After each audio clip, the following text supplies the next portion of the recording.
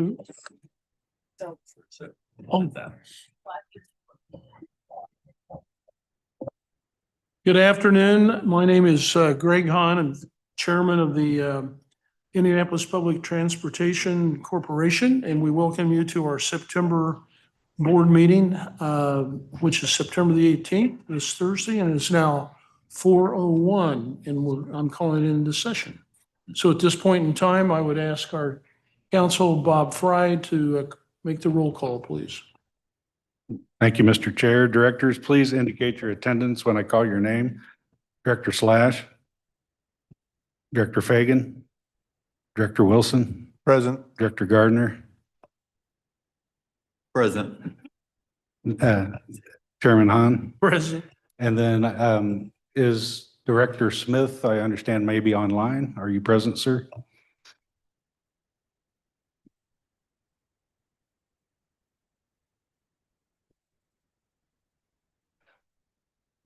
Director Smith, if you might be muted if you're trying to respond. I'll just give you another opportunity. If could you indicate if you're present?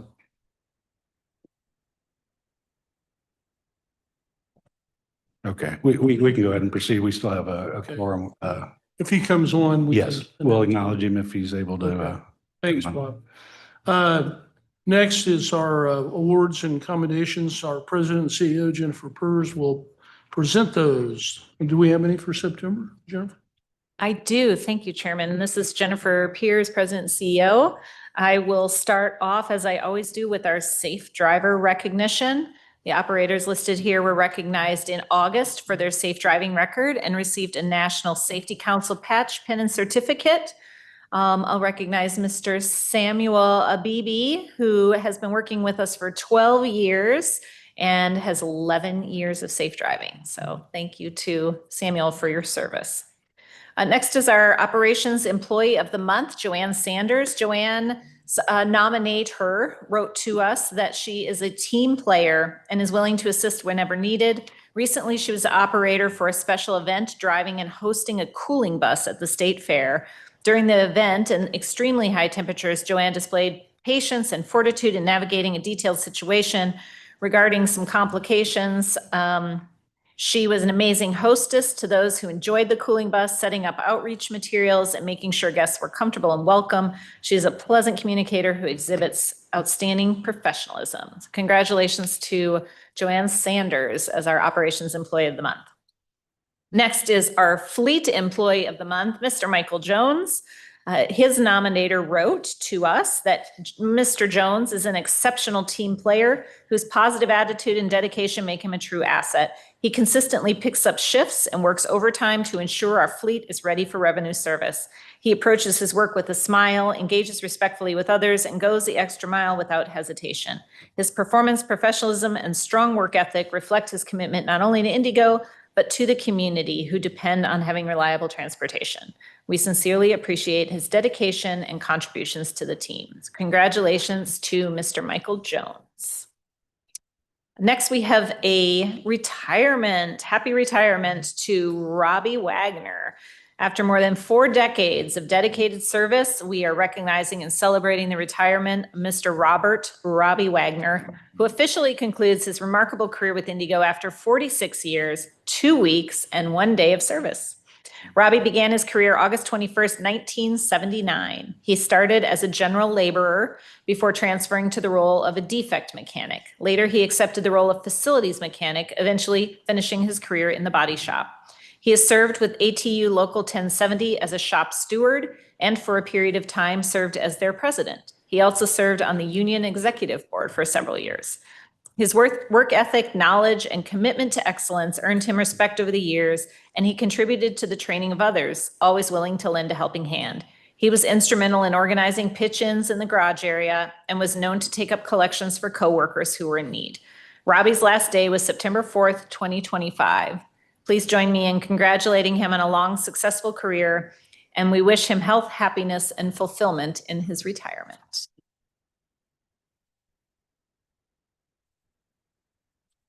All right. We are adding a new board member who unfortunately had some car problems on the way here, so he may be joining virtually, so I'll introduce him anyway. If not, he will be here for our next meeting. But we're thrilled to welcome Stan Smith to our board of directors. Stan brings over 3 decades of leadership experience across public and private sectors, including in executive roles at IBM, Bentley Systems, WSP, and Level 5 Engineering. He previously served as a commissioner at the Indiana Department of Transportation, where he led a 5,000-person organization focused on employee development, customer satisfaction, and continuous quality improvement. His career reflects a strong commitment to infrastructure, innovation, strategic growth, and community engagement. Stan has held numerous leadership positions in service to the community as well, including with the Miss Circle City Classic Scholarship Committee, Martindale Brightwood Community Development Corporation, and the community organization Faith, Hope, and Love. We're excited about Stan's leadership and welcome him to the board of directors. And then finally, last but not least, I'm thrilled to announce that we officially took the interim modifier off of Annette Darrow's title this week. Annette Darrow is our new Chief Operations Officer. She brings a deep background in transit operations and strong customer focus and is going to make a great addition to our executive team. She has nearly 30 years of experience at Indigo and 33 years total in the transit industry. Since joining Indigo in 1996, she's advanced through key positions in several departments and is currently, or was previously, acting as Senior Director of Service Planning right before this role. Annette's leadership has shaped many of Indigo's most transformative projects, from securing $100 million in grant funding to deploying new technologies and leading 4 comprehensive operational analyses. She helped develop the Carson Transit Center. She planned our 3 bus rapid transit lines and spearheaded the Marion County Transit Plan. And through it all has developed a trusted collaborative relationship, not only with our ATU 1070 members, but all of our leaders. I'm super excited to have your expertise in that and your experience, and I look forward to your leadership.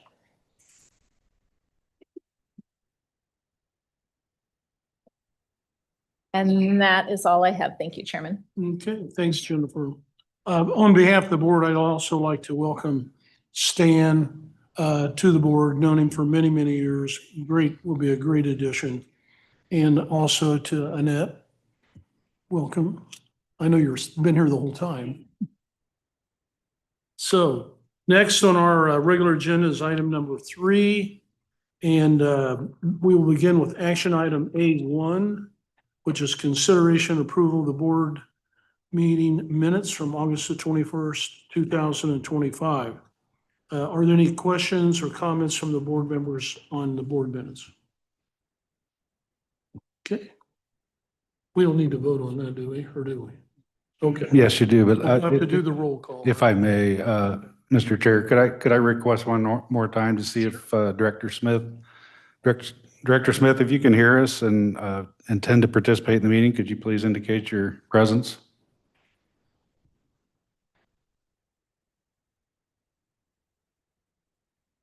Okay, Mr. Chair, it was kind of our understanding that unfortunately Director Smith got in a car accident on the way here. Yeah, right. So even though there was an indication he had logged in, it doesn't seem he could communicate.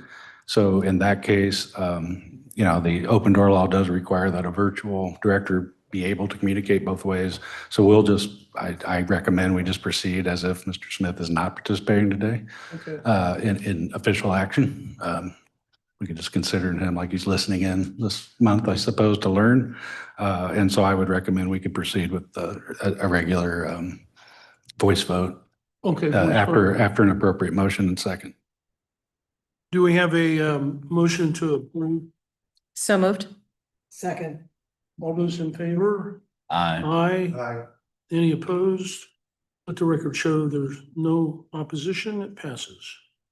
Next, let's see, we did the board.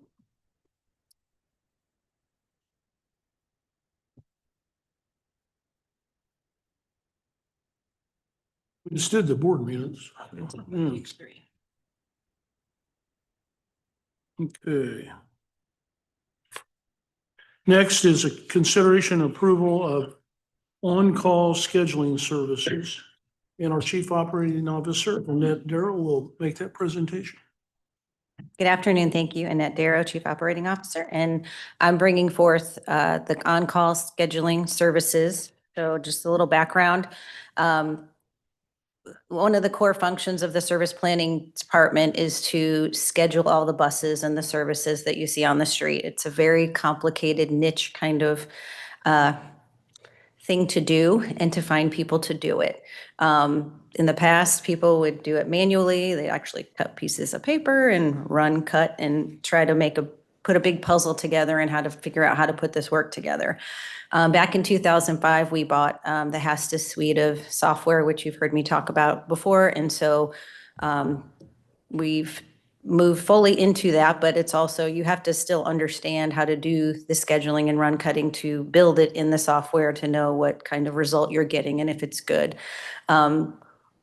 The scheduling and run cutting affects our labor cost because it's how much we pay the drivers, and we follow the ATU contract, and so this software takes all that into account. So even when we bring new people in to do this work, which it's not often, but when we do, it's a long journey to get them to be proficient. So our current scheduler been with us for 46 years. And so we've had some people in their roles for, 5 or 6 years, and they're still learning. So it's very complicated to get the most efficient service out there, but also meet the needs of the operators and, make that balance. So what we've done previously is we engaged C-SCED as a contractor to help us with our experts in HASTIS and experts in scheduling. And so we've had them on contract since 2021. And so they're there when we need them.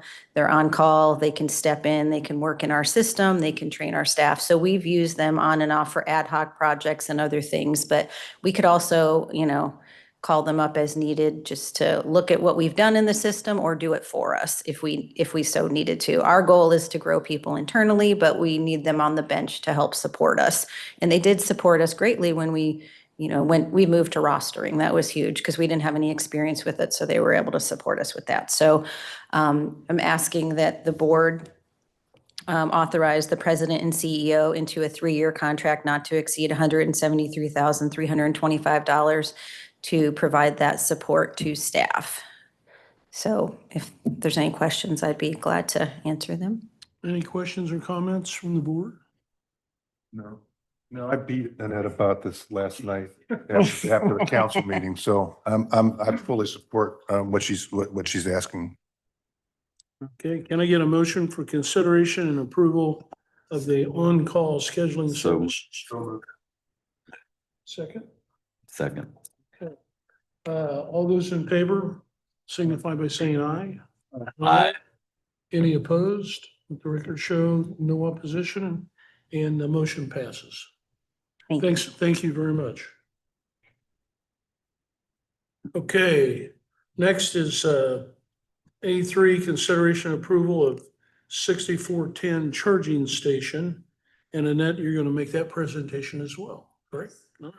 So you have to bear with me on this one this one I was a little less familiar with the scheduling for sure. But this is for we're asking that you authorize the president and CEO to enter into agreement with RIDE, formerly BYD, for improvements to the 6410 BRT charging station not to exceed $128,000. So we have a charging station, but we ran into issues earlier this year, maybe around February. I was told that the charger stopped working. And so the equipment was commissioned in 2021, but then after the initial project was complete, the warranty had run out. But we had some water issues earlier this year, and so the system is offline and not working. So we've done a deep dive into trying to figure out what went wrong along the way with WSP taking a look at all of the different areas. The charger was provided by a company called Induct EV, which we do have chargers at Fort Bend and at the CTC that are working, that were provided new with the purple line, but this was the original one at 6410. So the technology was also a little bit different.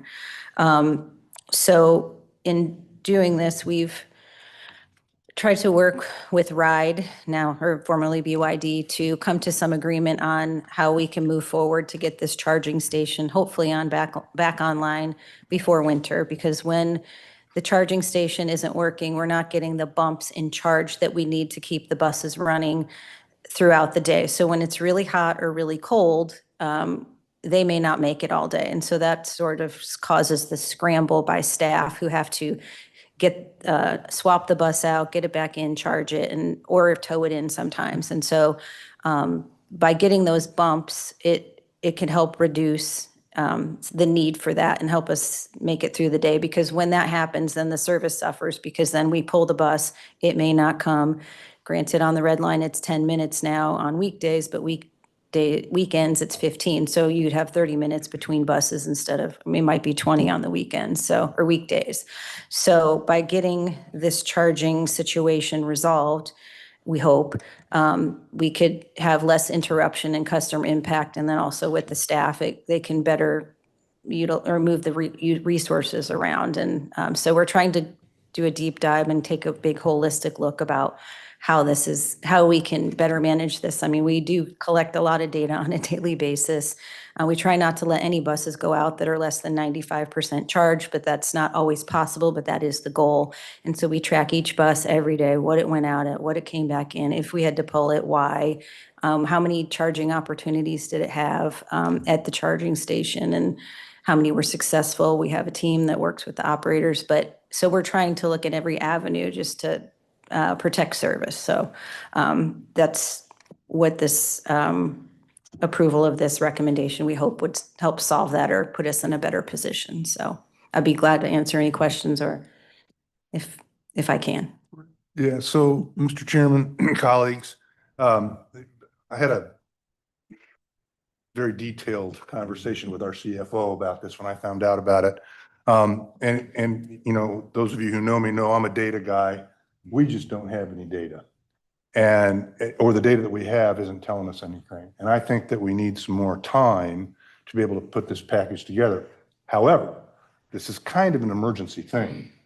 So I would like to amend the ask here to, let's go ahead and approve the 100,000 or 128,000, 100,000 of which is actually going to the fix. The 28,000 is going to the extended warranty. 5-year right? warranty.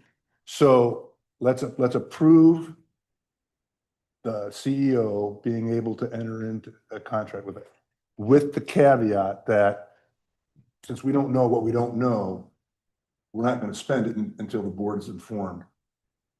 So if it's an emergency thing, we've got to get it done. Just an email. She says, we got to do this. If not, then they can come back in October and tell us what the issue is and what they've been able to find out, so that we can actually have some actionable intelligence with which to make a decision. Does that make sense? You okay with that? Yes. Bob, can we do that? Okay. All right. So you want to make a motion? Yeah, so I'm gonna move that we accept action item A3 as amended to allow for the president and CEO to execute on this in an emergency by informing the board.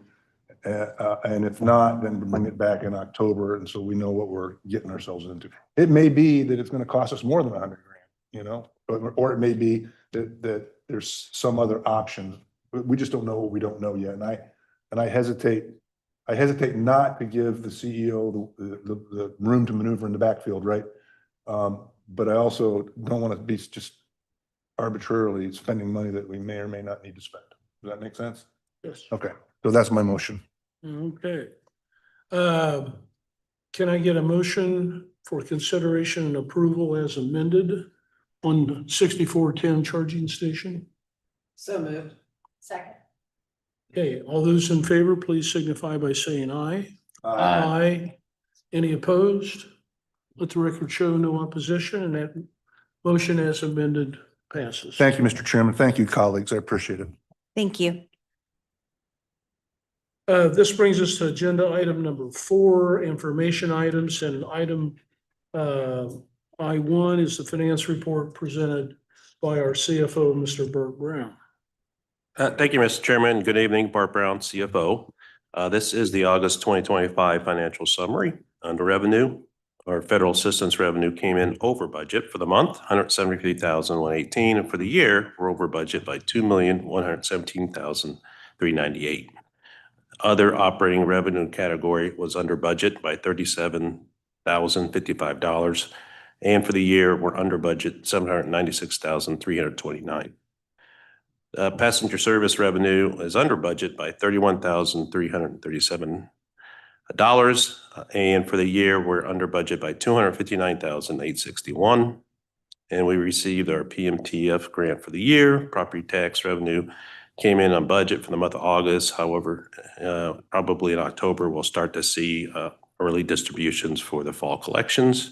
Local income tax came in on budget. I put here the service reimbursement program revenue was on budget. However, we made a change. My staff continually looks at this report and all our revenue expenditures, and they decided, and I agree with them, that our taxi vouchers, which we're reporting here, that we get reimbursed for federal dollars, should go up under federal assistance. So for this month, we didn't have everything pulled over correctly. So next month, we will update that to make sure that is correct. The total revenue for the agency is over budget by $104,726 for the month. For the year, $3,042,229. Moving down to expenditures, our personal services, fringe benefits under budget for the month by $69,215. Year, we're under budget $3,538,000. Overtime expenses were over budget by $149,726. And again, that is trending lower than we have in the past, which is a good sign. And for the year, we're 1.3 million under budget, or I'm sorry, over budget. August salary expenditures are under budget, $392,778 for the month, and for the year, we're under budget, $3,833,000. So for all personal services, we're under budget for the month, $311,567. And for the year, we're under budget, $5,987,319. Other services and charges. Claims were under budget by $331,867 for the month. And for the year, we are under budget by $1,781,879. And miscellaneous expense, over budget by $43,282. For the year, we're under budget $262,659. Purchase transportation category is under budget by $123,034. For the year, we're over budget, $478,271. Service expense category, under budget by $323,000, and for the year, under budget by $10,262,000. Again, this category, we're starting to see more charges against it with our new contract, and I believe we will see in the next couple months that we'll be either at budget or maybe spend a little bit above. That is why we carried over so much money from last year to this line. And then utility expenditures under budget, $96,156 for the year, under budget $147,274. And finally, under materials, service and charges under budget for the month, $270,608 for the year, under budget $11,975,000. And then finally, materials and supplies. Fuel and lubricant under budget $119,764, and then we're under budget for the year $1,148,000. For the month of August, maintenance materials category under budget $36,670, and we're under budget for the year $43,014. Other materials and supplies category under budget $82,989 for the month, and under budget for the year $701,210. Tires and tubes under budget for August, $30,893. And then for the year, we are under budget, $257,608. So for total materials and supplies category, we were under budget, $270,317. And for the year, under budget, $2,150,500. And then for all expenditures, we came in under budget for the month, $852,493. And for the year, we are under budget by $20,113,000. And then under non-budget requests, we had none for August. And finally, I'd just like to report that last night, the team went and presented the budget to the Municipal Corporations Committee of the City County Council, and we will go back on October the 6th for the full council meeting for approval. Mr. Chair, that concludes my report. Be happy to answer any questions the board may have. Any questions or comments from the board? Thank you. Okay, thank you very much. That is the end of our agenda and the end of our meeting. And thank you all for being here, either in person or virtually. And we'll see you in October. Thank you.